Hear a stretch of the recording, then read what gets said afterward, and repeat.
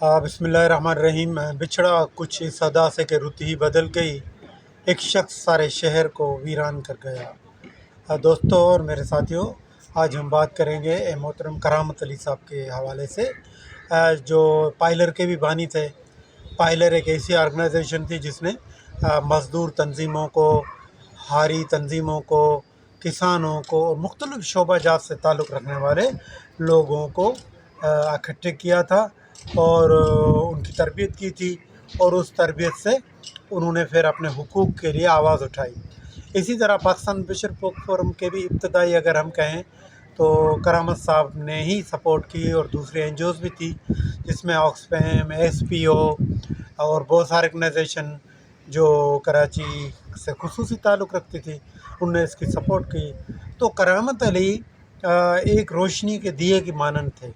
उन्होंने अपने आगाज़ का जो जद्दोजहद का आगाज़ चूँकि मुल्तान से किया था, मगर वो फिर कराची आए। कराची क्योंकि उस वक़्त हब था रोज़गार के हवाले से और मज़दूर यूनियनों के हवाले से, ट्रेड यूनियन के हवाले से, तो करामत ने यहाँ आके खुद मज़दूरी भी की, और मज़दूरी के बाद वो एक मज़दूर लीडर के तौर पर और एक ट्रेनर के तौर पर सामने आए।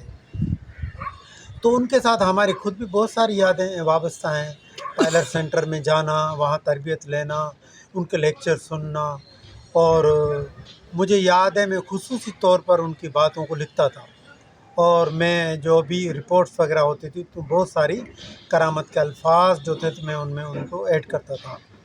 तो सिविल सोसाइटी के हवाले से वो एक उसकी जान थे, और लोगों को पता था कि पायलर एक वाकई हकीकी तंजीम भी है और मज़दूर के हुकूक़ की बात भी करती है। उसमें न सिर्फ मर्दों का बल्कि औरतों की एक बड़ी लीडरशिप भी पैदा हुई कराची में, क्योंकि एक ट्रेड यूनियन का एक दौर था।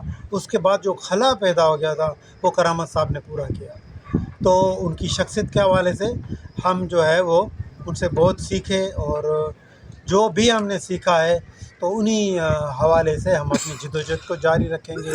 हम चूँकि माहीगीर हैं, माहीगीरों के नुमाइंदे हैं, तो हम माहीगीरों को मज़दूर तस्लीम कराने के हवाले से भी, और इंटरनेशनल जो उनकी प्रेजेंस थी वो भी करामत साहब के बदौलत हुई थी कि हम भी बहुत सारे ममालिक में गए, और मज़दूर तहरीक के हवाले से हमने प्लेटफार्म भी बनाया और उन जद्दोजहद का भी हिस्सा रहे।